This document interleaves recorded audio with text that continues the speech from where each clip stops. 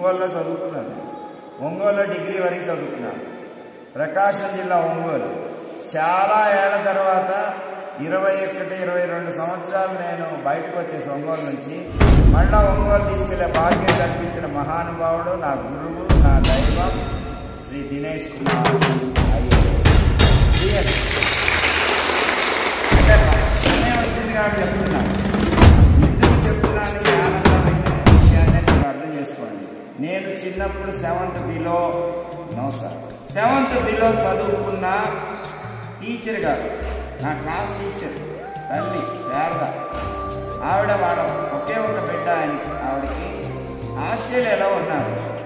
మీరు చెప్పే స్పీచ్లు, మీరు చేసే 108 రౌండ్ల సూర్య నమస్కారాలు చూసి ఆవిడ స్పందించి ఏం చేయాలో అర్థం కాక ఒక లెటర్ రాసి అది ఫోటో తీసి వాట్సాప్లో పెట్టారు. మీకు అది పెడతాను గ్రూప్లో. నేను పెట్టేస్తే మీకేం అర్థం కాదు.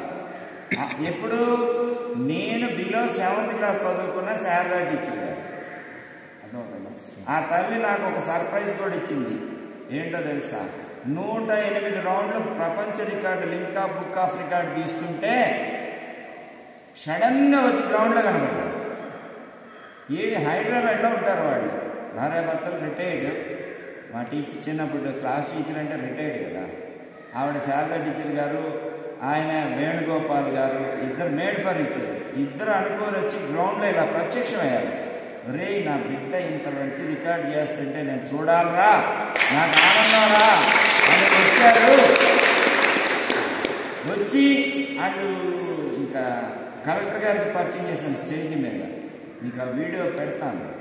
ఆవిడ వెళ్ళి సార్ చేతులు పట్టుకొని, నా బిడ్డకి ఇంత అవకాశం ఇస్తున్నావయ్యా, వాడి విద్యకి సార్థకత ఇస్తున్నావయ్యా అని చెప్పేసి సార్ ఎంత ఆనందంగా రిసీవ్ చేసుకున్నారంటే మీకు ఆ స్టిల్స్ పెడతాను మా టీచర్ అన్నది. సో మీకు ఎందుకు చెప్తున్నానంటే ఆ ముద్రలు, నాకు క్లాస్ టీచర్ ఆవిడ, మ్యాథ్స్ టీచర్ ఆవిడ నేను మర్చిపోలేను. ఎందుకంటే చిన్నప్పుడు అందరూ ట్యూషన్కి వెళ్ళేవాళ్ళు. వితౌట్ ట్యూషన్, నేను ట్యూషన్కి వెళ్ళకుండానే వాళ్ళ పిల్లలతో పోటీ పడేవాడిని మార్క్స్.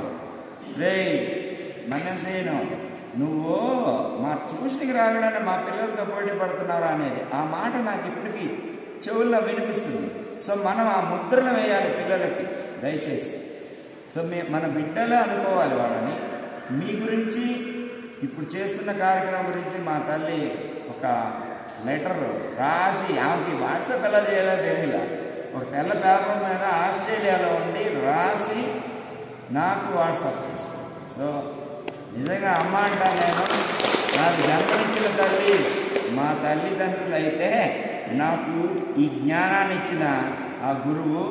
సో నాకు తెలిసి ఇక్కడ ఉండగానే వస్తారు, ఒకసారి మన దగ్గరికి వచ్చేస్తారు. ఒకసారి ఇప్పుడు ఆస్ట్రేలియాలో ఉన్నారు, నవంబర్లోనే ఏమో రిటర్న్ వస్తారు. వచ్చిన తర్వాత ఇక్కడికి వస్తారు, మీ అందరినీ కలుస్తారు. శారదా టీచర్ గారు, ధన్యవాదాలు.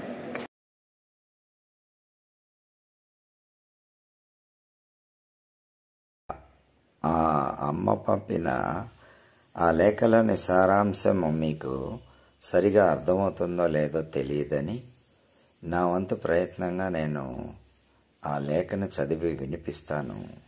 మీరందరూ శ్రద్ధగా వినండి. చిరంజీవి శ్రీనివాస్కి సృష్టిలో ఉన్న ప్రతి ఒక్క ప్రాణకోటికి ఏదో ఒక ప్రయోజనం కొరకు జన్మ లభిస్తుంది. ఈ విషయాన్ని పురాణ ఇతిహాసాలు నొక్కి వక్కాణిస్తున్నాయి. అందులో మానవ జన్మ సర్వోత్కృష్టమైనదని సజ్జనుల ఉవాచ. భగవంతుడు కొంతమందిని కొన్ని కర్మలు చేయటానికి ఎన్నుకుంటాడు. పూర్వ జన్మ కర్మ ఫలముల వలన ఒక్కొక్కరికి ఒక్కొక్క యోగ్యత లభిస్తుంది. ప్రస్తుతం నీవు చేస్తున్న ఈ కృషి వలన రేపటి తరం ఆరోగ్యం పరంగా చాలా బాగుపడుతుంది. ఆరోగ్యమే మహాభాగ్యం కదా. ఒక మనిషికి ఎంత ఆస్తి ఉన్నా, అందం, చదువు, పదవి, పరపతి ఉన్నా ఆరోగ్యం ఉంటేనే వాటి సార్థకత. ఆ ఒక్కటే లేకుంటే ఎన్ని ఉన్నా అనుభవయోగ్యం కాకుండా పోతుంది. అలాంటి ఆరోగ్యానికి యోగా చక్కటి సాధన.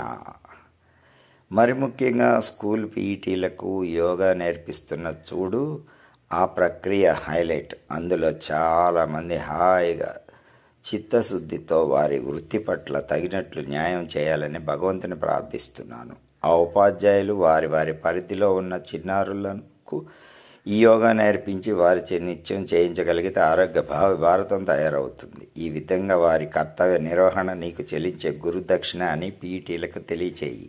అందులో కొంతమంది అయినా నీ మాటపై గౌరవం ఉంచినా చాలు. ఇలాగే నీ యోగా ప్రయాణం నిరంతరం సాగాలని, నీ ద్వారా మరికొంతమంది రాబోయే తరాలు ఆరోగ్య పరిపుష్టి పొందాలని ఆశిస్తూ ప్రణవాశిష్యులతో శ్రీమతి శారదా వేణుగోపాల్.